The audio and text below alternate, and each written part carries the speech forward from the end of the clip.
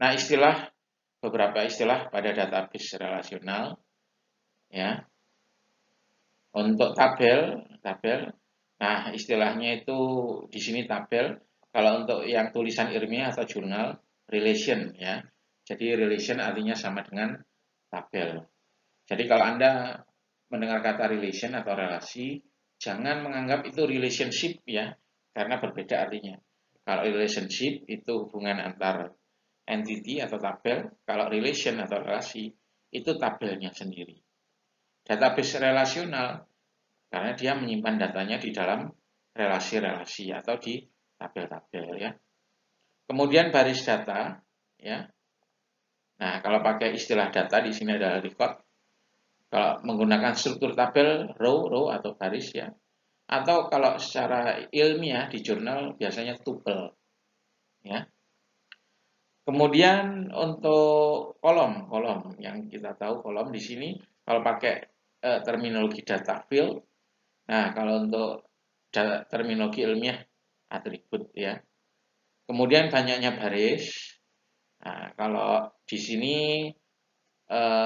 data term di istilah data itu banyaknya record.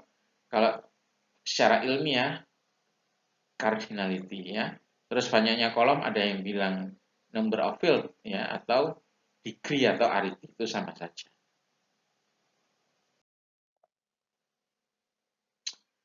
Sebuah kolom pada tabel memiliki tipe data tertentu.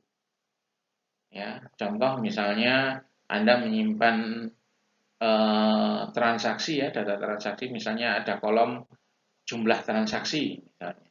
Nah, itu kan nilai uang. Nah, Anda harus menggunakan tipe data money. Nah, penentuan tipe data ini itu penting, ya. Jadi Anda tentukan tipe data dengan ukuran yang sesuai. Jangan terlalu besar, juga jangan terlalu kecil, ya. Nah, ini beberapa tipe data untuk kolom pada tabel, ya. Yang pertama teks. Nah, ini tipe data standar, ya, pada bahasa SQL standar.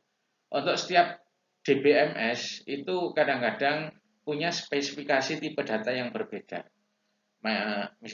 Si SQL Server itu misalnya itu tipe datanya mungkin ada yang berbeda dengan yang standar. Tapi SQL Server itu mendukung tipe data yang standar juga, ya. Oracle mungkin dia punya tipe data yang berbeda dengan yang standar, tapi Oracle juga mendukung atau kompatibel dengan tipe data standar. Artinya kalau Anda menggunakan tipe data standar di Oracle itu jalan, ya. Ada teks, ya. Teks itu untuk tulisan maksimal 255 huruf, ya. Ada memo, tipe datanya memo itu untuk teks yang lebih besar bisa sampai 65.000 byte. Byte itu untuk nyimpen bilangan, ya, dari 0 sampai 255. Ya, contoh misalnya jumlah anak. Nah, jumlah anak mungkin Anda nggak perlu menentukan integer, cukup byte saja bisa, ya, ukurannya 1 byte. Lebih hemat kalau kita menggunakan byte. Kemudian integer itu untuk bilangan bulat, mulai dari minus 32 sekian sampai 32.000 sekian, ukurannya 2 byte, ya. 1 byte itu kalau nggak salah 8 bit, ya. Kalau 2 byte artinya mengambil data di penyimpanan itu 16 bit. Kemudian long, ya, long itu long integer, ya. Long integer itu mulai berapa ini minus 2 miliar sekian sampai 2 miliar sekian, ya, mengambil space atau kapasitasnya untuk satu data long itu 4 byte.